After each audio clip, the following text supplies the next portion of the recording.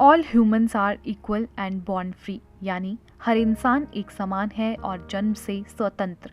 ये लाइन आपने अपने स्कूल की किताबों में कई बार जरूर पढ़ी होंगी, लेकिन क्या आपको पता है कि संयुक्त राष्ट्र संघ के universal declaration of human rights के आर्टिकल 1 में इस वाक्य को all man are equal and born free लिखा गया था। जी हाँ, इसे ऑल मैन से ऑल ह्यूमंस करवाने में एक ऐसी शख्सियत का योगदान रहा है जो भारत की पहली महिला वाइस चांसलर थी, हंसा मेहता।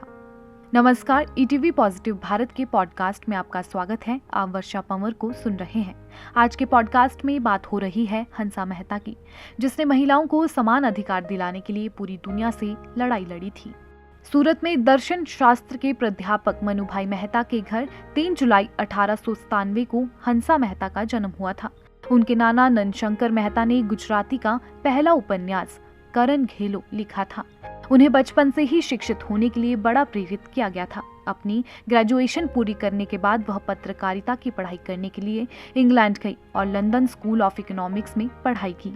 इंग्लैंड में उनकी मुलाकात सरोजनी नायडू और राजकुमारी अमृत कौर से हुई थी, जिसके बाद उनके अंदर देश प्रेम जागा। साल 1922 था जब सरोजनी नायडू ने हंसा को महात्मा गांधी से मिलवाया था। महात्मा गांधी से मुलाकात ने हंसा पर गहरा प्रभाव छोड़ा। इस एक मुलाकात ने उनके जीवन में कई बड़े बदलाव ला दिए थे। 1 मई 1930 को हंसा ने महात्मा गांधी के कहने पर देश सेविका संघ की कमान संभाली। महिलाओं के गुट ने विदेशी कपड़ों, शराब की दुकानों को बंद करवाने के लिए सत्याग्रह आंदोलन किया। उन्हें लोग डिक्टेटर ऑफ बॉम्बे कहते थे। आजादी के आंदोलन का जाना माना चेहरा बनकर उभरी हंसा 3 महीने जेल में भी रही, लेकिन तब भी वह देश प्रेम और महिलाओं के अधिकारों के लिए लड़ती रही। साल 1947 14 अगस्त की रात को जवाहरलाल नेहरू और राजेंद्र प्रसाद के साथ खड़े होकर आजादी की सुबह देखने का इंतजार करने वालों में एक चेहरा हंसा मेहता का भी था। उन्होंने राजेंद्र प्रसाद को तिरंगा झंडा सौंपते हुए कहा था, हमने भी आजादी की लड़ाई लड़ी, आजादी के लिए बलिदान दिए। आज हमने वो लक्ष्य प्राप्त कर लिया है। आजादी की निशानी तिरंगा देते हुए एक बार अपने आप को देश सेवा के लिए समर्पित करते हैं। हंसाबेन उन विदुषी महिलाओं में से एक है जिन्होंने भारतीय महिलाओं के गरिमापूर्ण विकास में शिक्षा के महत्व को बखूबी समझा ही नहीं, शिक्षा को मौलिक अधिकार सूची में शामिल करने की कोशिश भी की।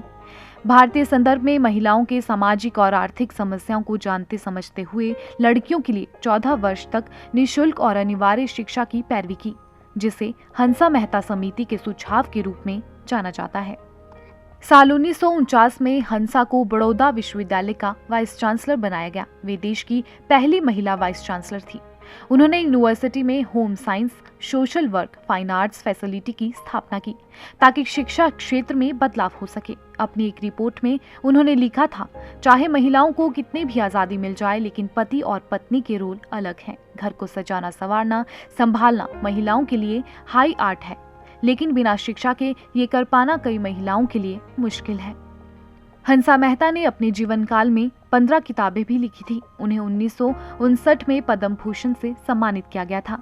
इसके बाद 1964 में वह भारत की हाई कमिश्नर बनकर लंदन गई थी और 4 अप्रैल 1995 को महिलाओं और पूरी मानव जाति के लिए लड़ने वाली हंसा ने दुनिया को अलविदा कह दिया था।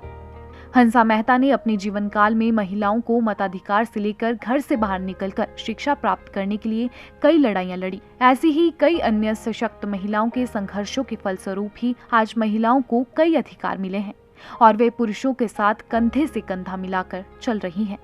महिलाओं के स्तर में सुधार के लिए उनके प्रयासों और उनके योगदान को हमेशा याद रखा जाएगा। हंसा मेहता की संघर्ष कहानी यही सीख देती है कि महिलाएं भी पुरुषों से कम नहीं होती। महिला चाहे तो वो अपने दम पर कोई भी मुकाम हासिल कर सकती है। आशा करते हैं उनसे कई महिलाओं ने प्रेरणा ली होगी और अपना लक्ष्य प्राप्त कर रही होंगी। उम्मीद करते हैं कि आपको आज का हमारा पॉडकास्ट पसंद आया होगा। हमारे साथ बने रहने के लिए आपका शुक्रिया। आपका दिन शुभ हो।